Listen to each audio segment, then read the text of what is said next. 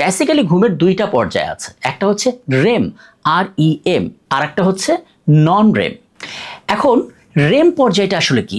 REM এটা আসলে ইংরেজি ওয়ার্ড র্যাপিড আই মুভমেন্ট, এটার একটা সংক্ষিপ্ত রূপ হচ্ছে রেম।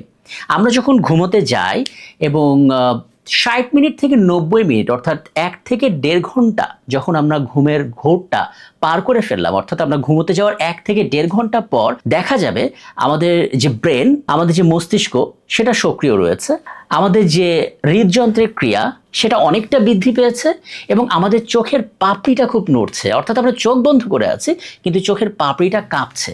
এই যে চোখের পাপড়ির কাঁপুনি, এই কারণে আসলে এটাকে বলা হয় র্যাপিড আই মুভমেন্ট।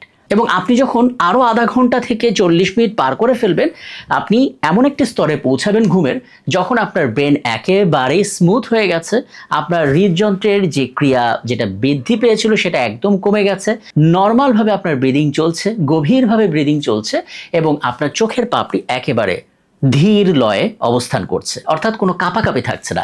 এটাকে আমরা বলে থাকি নন রেম বা নন র্যাপিড আই মুভমেন্ট পর্যায়। তো লুসিড ড্রিমটা মানুষ সাধারণত এই রেম পর্যায়ে দেখে থাকে, অর্থাৎ ঘুমের ঠিক 1.5 ঘন্টা থেকে 2 ঘন্টা এই সময়কালের মধ্যেই মানুষ আসলে সাধারণত লুসিড ড্রিমটা দেখে থাকে।